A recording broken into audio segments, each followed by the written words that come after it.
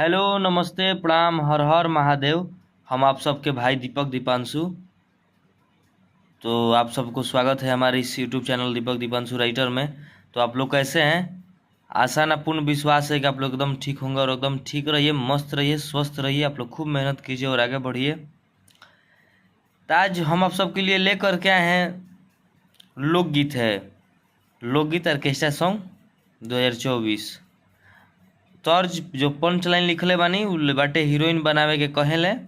Compose गाना बा, नया धुन बाटे तो वो सबके कंपोज कइले बानी यार रंगदार। बोले के परी सरेंडर हो जो टुनटुन भैया कभी फिलहाल में एकदम गाना बाजत रहा वही धुन पर ही गाना बनैले बानी कंपोज करके। तो हमारा आशा ना पूर्ण विश्वास बा कि रो सबके मैटर बहुत बेहद पसंद आई और अच्छा लगी तो प्लीज़ रो सब इस चैनल के और अपने भाई दीपक दीपांशु के अपन ढेर सारा प्यार और आशीर्वाद देहब जा, जैसे देते नहीं जा वैसे रो सबके आजीवन प्यार और आशीर्वाद के हमारा चाहत बटे। तो हमरो सब खातिर इस चैनल के माध्यम से बहुत सारा कुछ लेकर के आवे वाला बानी, बहुत सारा कुछ रो सबके नया नया चीज़ ट्रैक न्यू ट्रैक सब देते रहता नहीं।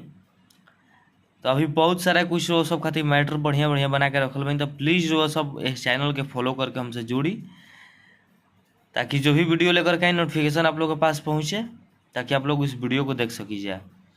आज जे भी भाई के वीडियो पसंद है या अच्छा लगी तो प्लीज़ आग्रह बा, विनती बा, निहोरा बा भैया रहो सबसे कि आप लोग ये वीडियो के ज़्यादा से ज़्यादा शेयर, लाइक आ एक एक अपन प्यारा सा कमेंट करके जरूर बतलाइब जाए कि हाँ कैसन लागल, कैसन कंपोजिशन बा।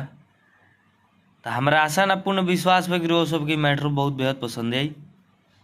आ जहाँ भी हमारा से गावे में कुछ बोले में कहे में दिक्कत होला प्लीज़ रो सब अपन छोट भाई मान करके माफ़ कर देनी भैया, काहे कि थोड़ा सा मिस्टेक हो जाला, खुद से भी हमारा लगेला कि मिस्टेक हो जाला।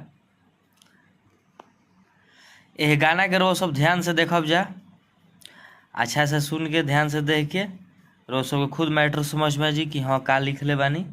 रो सब के मैटर जौन बाटे समझ में आ जाई। आ जे भी भाई के हमसे पर्सनली सॉन्ग लेवे कोई भाई एक बार कॉल व्हाट्सएप के जरिए संपर्क करके हमसे गाना लिखवा सकता है कम से कम चार्ज में। तो रो सब के बता दी कि लोकगीत हटे ही अभी छठ उठ बहुत बढ़िया बढ़िया सब छठ भी आवे वाला बा आवे वाला बा। तो रो सब प्लीज़ ऐसे ही हमारे वीडियो में बनल रही जा, रो सब हमारे चैनल पर बनल रही जा, ताकि रो सबके ढेर सारा भी मैटर छठ के भी मिली, सैड सॉन्ग भी मिली सब साथ साथ में, काहे कि अब लगन आ चुकल बा।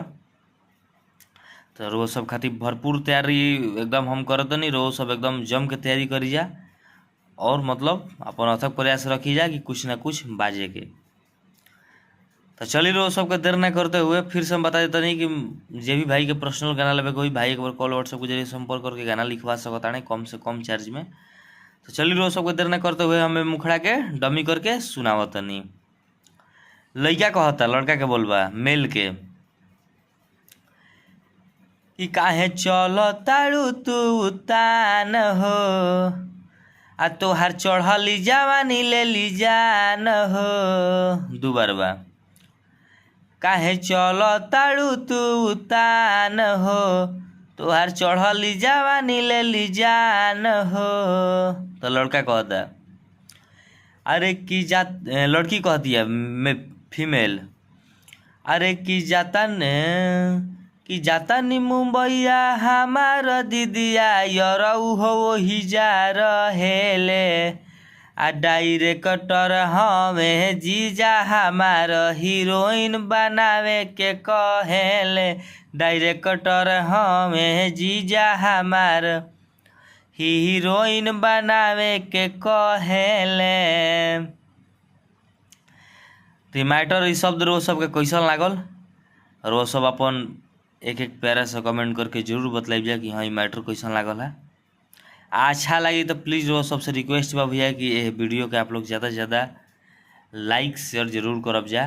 आ जे भी भाई अभी तक ले हमारे चैनल के सब्सक्राइब नहीं किया प्लीज़ वो सब इस चैनल के सब्सक्राइब करके हमसे जुड़ी, बेल आइकन प्रेस कर लीजिए ताकि जो भी वीडियो लेकर के नोटिफिकेशन आप लोग के पास पहुँचे, ताकि आप लोग उस वीडियो को देख सकते नहीं या सुन सकते नहीं या।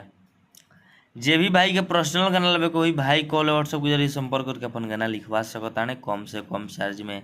आ जे भाई के फुल सॉन्ग चाहिए भाई एक बार हमारा से कॉल व्हाट्सएप के जरिए संपर्क कर सकता है, भाई के पूरा गाना लिख दिया। तो चलिए नेक्स्ट सॉन्ग के लिए टाटा बाय बाय। जय हिंद, जय भारत, जय हो भोजपुरिया समाज, जय माँ सरस्वती।